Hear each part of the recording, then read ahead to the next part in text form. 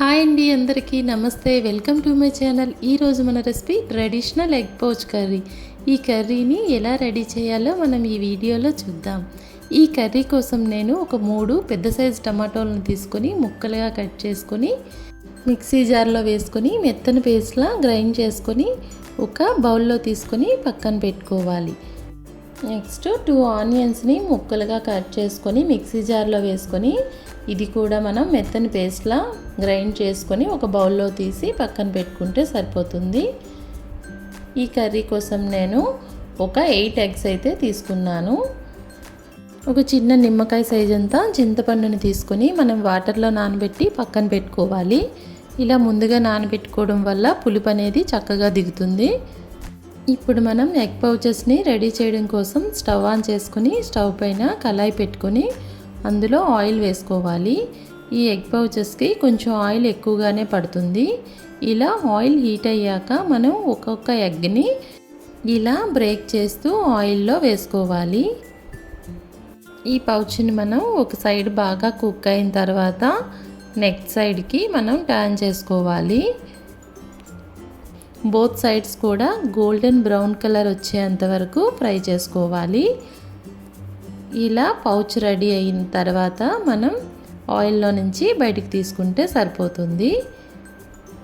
ఇలా మనం ఎగ్స్ అన్నీ కూడా ఇలా ఒకటి ఒకటి బ్రేక్ చేస్తూ ఆయిల్లో ఇలా పౌచెస్లా రెడీ చేసి పెట్టుకోవాలి. చూడండి, ఆయిల్ బాగా హీట్ అయ్యాక పౌచెస్ అన్నమాట చాలా ఈజీగా తొందరగా ఫ్రై అయిపోతాయి.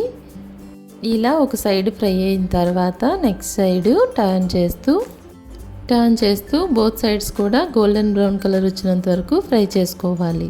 చూడండి, నేను ఎగ్స్ అన్నీ కొట్టేసి ఫ్రై చేసేసాను. ఇప్పుడు కర్రీ కోసమని స్టవ్ ఆన్ చేసుకొని స్టవ్ పైన పాన్ పెట్టుకొని మనం ఎగ్లో మిగిలిన ఆయిల్ని ఇందులో యాడ్ చేస్తున్నాను. ఇప్పుడు మనం ఎగ్ పౌచ్ చేసాం కదా, ఆ మిగిలిన ఆయిల్ని ఇందులో యాడ్ చేశాను. ఇప్పుడు మనం ముందుగా మిక్సీ చేసి పెట్టుకున్న ఆనియన్ పేస్ట్ని ఇప్పుడు యాడ్ చేసి గోల్డెన్ కలర్ వచ్చినంత వరకు ఆయిల్లో ఫ్రై చేయాలి. ఆనియన్లో ఉండే పచ్చి వాసన అంతా పోయేంత వరకు మనం ఫ్రై చేసుకోవాలి. బాగా ఫ్రై అయ్యాక 1 టేబుల్ స్పూన్ వరకు అల్లం వెల్లుల్లి పేస్ట్ని యాడ్ చేస్తున్నాను. ఇది కూడా ఆయిల్లో చక్కగా ఫ్రై చేసుకోవాలి.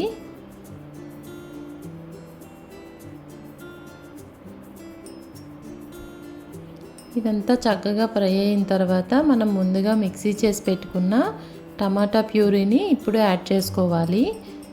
టమాటాలో ఉన్న పచ్చివాసన అంతా పోయి ఆయిల్ పైకి తేలేంత వరకు కుక్ చేసుకోవాలి.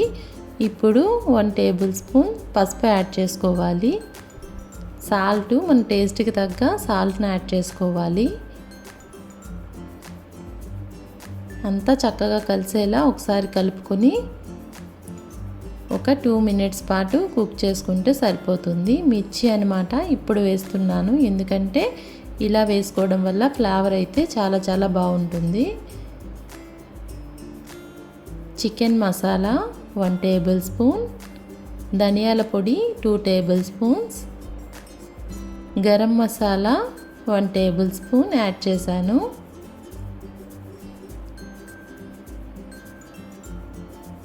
మసాలా అంతా చక్కగా కలిసేలా కలుపుకోవాలి.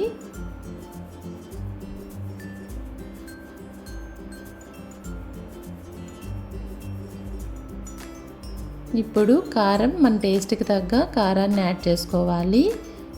ఇలా కారం యాడ్ చేశాక అంతా ఒకసారి కలుపుకొని ఒక 3 మినిట్స్ పాటు కుక్ చేసుకోవాలి. మసాలాలన్నీ చక్కగా ఫ్రై అయినంత వరకు.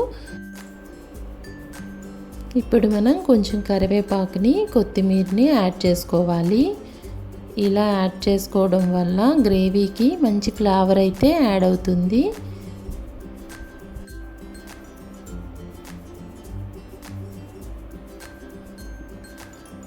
ఇప్పుడు మనం ముందుగా పక్కన పెట్టుకున్న చింతపండు రసాన్ని ఇప్పుడు ఈ గ్రేవీలో యాడ్ చేసుకోవాలి.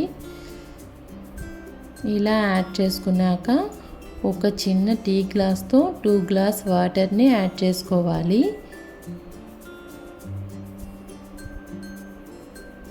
ఇలా వాటర్ యాడ్ చేశాక ఒకసారి కలుపుకొని పులుసంతా మరిగేలా ఒక 5 మినిట్స్ పాటు బాయిల్ చేసుకోవాలి. ఇలా బాయిల్ అవుతున్నప్పుడు మనం ముందుగా రెడీ చేసి పెట్టుకున్న ఎగ్ పౌచెస్ అన్నింటినీ ఈ పులుసులో యాడ్ చేసుకోవాలి. ఇలా మనం ఈ పులుసులో యాడ్ చేసుకొని కుక్ చేసుకోవడం వల్ల పౌచెస్ అన్నింటికి ఈ జ్యూస్ అంతా చక్కగా పడుతుందన్నమాట. తిన్నప్పుడు చాలా టేస్టీగా అనిపిస్తుంది. ఇప్పుడు మనం ఒక 3 మినిట్స్ పాటు లిడ్ కవర్ చేస్తూ కుక్ చేసుకుందాం.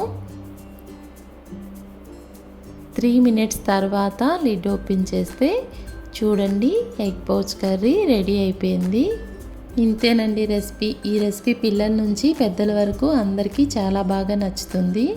ఈ ట్రెడిషనల్ ఎగ్ పౌచ్ కర్రీని మనం అన్నంలో కానీ రాగి సంగటిలో కానీ సర్వ్ చేసుకుంటే చాలా బాగుంటుంది. ఇప్పుడు కొత్తిమీర చల్లుకొని స్టవ్ ఆఫ్ చేసుకుంటే సరిపోతుంది. ఇంతేనండి రెసిపీ. ఈ రెసిపీ మీకు కూడా నచ్చితే మీరు కూడా ట్రై చేయండి. మరిన్ని రెసిపీస్ కోసం మా ఛానల్ని సబ్స్క్రైబ్ చేయండి. Thank you for watching.